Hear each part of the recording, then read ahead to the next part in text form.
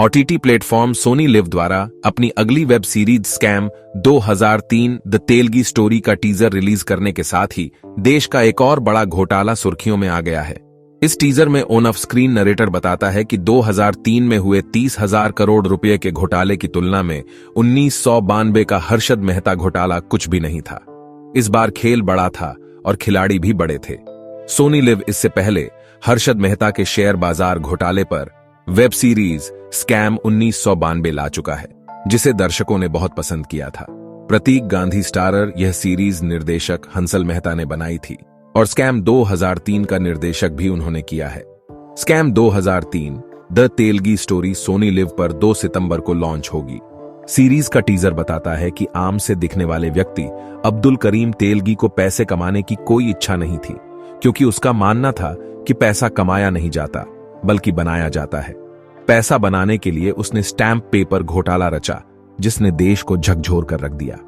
Scam 2003 the Telgi story पत्रकार और reporter Sanjay Singh की किताब रिपोर्टर की डायरी से ली गई है। सिंह ने किरण यज्ञोपवीत के साथ मिलकर इस सीरीज को लिखा है। किताब में तेलगी के जीवन और उसके कारनामे के बारे में विस्तार से बताया गया है। किताब बताती है कि तेलगी के बारे में जानेंगे तो हर्षद मेहता, नीरव मोदी, विजय माल्या जैसे घोटालेबाज बौने लगेंगे। तेलगी का बचपन गरीबी में गुजरा था और उसने ट्रेन में फल बेचे, लेकिन आगे जाकर वह बड़ा घोटालेबाज बना।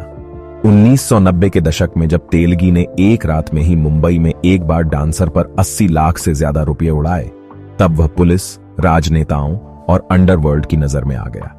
लेकिन जिन लोगों ने उसका शिकार करने की कोशिश की, वे खुद ही तेलगी की शातिर चालों का शिकार बन गए। सिंह के अनुसार तेलगी की रियल लाइफ कहानी में किसी फिल्मी कहानी से ज्यादा मोड़ और ग्लैमर है। थिएटर एक्टर देव रियार ने वेब सीरीज में तेलगी की भूमिका निभाई है। चलिए आपको सुनाते हैं स्कैम 2003 की सच्ची कहानी। अब्दुल करीम तेलगी, जिनका जन्म 1961 में कर्नाटक के खानापुर में हुआ था, 2003 में देश को हिला देने वाले स्टाम्प पेपर घोटाले के पीछे का आदमी था। तेलगी की गरीबी से अमीरी तक की यात्रा एक विशिष्ट बॉलीवुड कहानी के समान है। अपनी निजी जिंदगी से शुरुआत करते हुए तेलगी ने अपनी मृत्यु के समय तक दिल्ली, मुंबई, बेंगलुरु, चेन्नई और अन्य शहरों में 36 से अधिक संपत्तियां और लगभग 120 बैंक खाते जमा कर लिए थे। तेलगी एक साधारण परिवार से थे। उनके पिता भारतीय रेलवे में चतुर्थ श्रेणी कर्मचारी के रूप में काम करते थे। अपने पिता के निधन के बाद तेलगी ने अपने भाई और मां के साथ अपने परिवार का समर्थन करने के लिए रेलवे स्टेशनों पर फल बेचे। वे जंगलों से नाशपाती, चेरी और ब्लूबेरी जैसे फल इकट्ठा करते थे और उन्हें खानापुर स्टेशन पर ट्रेन यात्रियों को बेचते थे। अपनी स्कूली शिक्षा पूरी करने के बाद तेलगी ने बेलगाम के गोगेट कॉलेज ऑफ कॉमर्स से वाणिज्य में स्नातक की डिग्री प्राप्त की। उनकी पहली नौकरी मेसर्स फिलिक्स इंडिया लिमिटेड में सेल्स एग्जीक्यूटिव के रूप में थी। उस नौकरी को खोने के बाद उन्होंने कोलाबा में किशन गेस्ट हाउस में प्रबंधक के रूप में काम किया।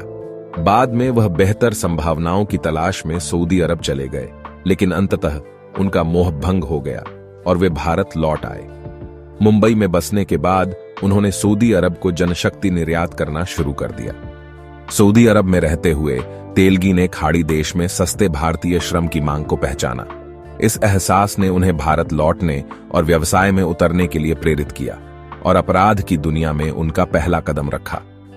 पहला घोटाला मुंबई में तेलगी ने न्यू मरीन लाइंस में अरेबियन मेट्रो ट्रैवल्स नामक एक कंपनी की स्थापना की। वहां वह खाड़ी में जाने के इच्छुक मजदूरों के लिए नकली आव्रजन मंजूरी दस्तावेज तैयार करके अवैध गतिविधियों में शामिल हो गया। 1991 में तेलगी को मुंबई पुलिस ने आव्रजन अधिनियम की विभिन्न धाराओं के तहत जालसाजी और धोखाधड़ी से संबंधित आरोप में उसके गांव से गिरफ्तार किया था।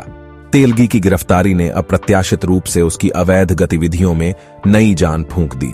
जेल में रहते हुए उनका सामना स्टॉक एक्सचेंज लेनदेन में शामिल एक अन्य अपराधी रतन सोनी से हुआ।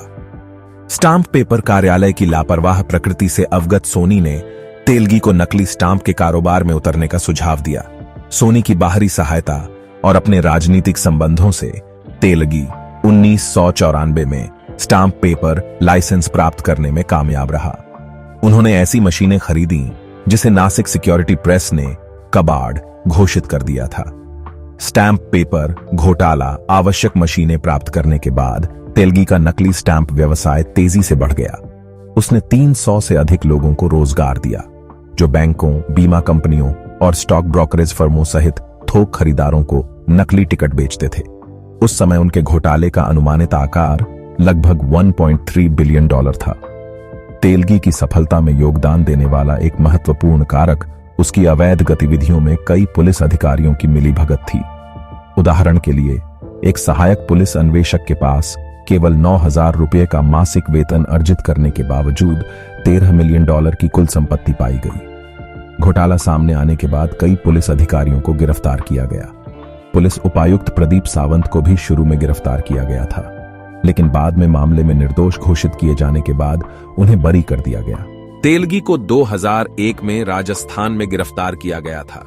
उसे मुकदमे का सामना करना पड़ा और 7 साल बाद 2006 में उसे 30 साल के कठोर कारावास की सजा सुनाई गई। 2007 में घोटाले के एक अन्य पहलू के लिए उन्हें अतिरिक्त 13 साल की कैद मिली। साथ ही कोर्ट ने उन पर 130 मिलियन डॉलर का जुर्माना भी लगाया। जुलाई 2005 में तेलगी ने दावा किया कि घोटाले में शामिल शक्तिशाली व्यक्ति खुद को बचाने के लिए उसे मारना चाहते थे। उन्होंने आरोप लगाया कि करीब 3 साल पहले 2002 में उन्हें एड्स का इंजेक्शन लगाया गया था। तेलगी ने यह भी दावा किया कि हिरासत में रहने के दौरान उसे उच्च रक्तचाप और मधुमेह का इलाज करने से मना कर दिया गया था। तेलगी को कई बॉलीवुड अभिनेत्रियों के प्रति जुनून के रूप में जाना जाता था और वह अक्सर मुंबई के ग्रांट रोड में पुखराज बार में जाता था। उन्होंने बार डांसरों पर खूब पैसा खर्च किया, खासकर उन पर जो बॉलीवुड अभिनेत्रियों से मिलती जुलती थीं। खबरें हैं कि बार में उनकी मुलाकात माधुरी नाम की लड़की से हुई, जो हूबहू माधुरी दीक्षित जैसी दिखती थी। 31 दिसंबर 2000 को नए साल की पूर्व संध्या के दौरान तेलगी ने जाहिर तौर पर उस पर 90 लाख रुपए खर्च किए। तेलगी विभिन्न स्वास्थ्य बीमारियों से पीड़ित थे और 56 वर्ष की आयु में बेंगलुरु, कर्नाटक के प्रप्पाना अग्रहारा सेंट्रल जेल में हिरासत में रहते हुए उनका निधन हो गया। बाद में गवर्नमेंट को सभी स्टैंप पेपर को लीगल घोषित करना पड़ा, क्योंकि ये स्टैंप पूरे इंडिया में फैल चुके थे और अगर इन्हें अवैध घोषित करते तो पूरे इंडिया का लीगल सिस्टम खराब हो जाता और इस दौरान जितने भी एग्रीमेंट हुए थे वो सभी अमान्य हो जाते, जिससे इंडिया में एक बड़ा क्राइसिस आ जाता। इस कारण इंडियन गवर्नमेंट को ना चाहते हुए भी इन्हें लीगल घोषित करना पड़ा। स्कैम 2003 की यह सच्ची कहानी आपको कैसी लगी? आप अपने सुझाव हमें कमेंट बॉक्स में बताएं और ऐसी ही और कहानियों के लिए हमारे चैनल को सब्सक्राइब करें।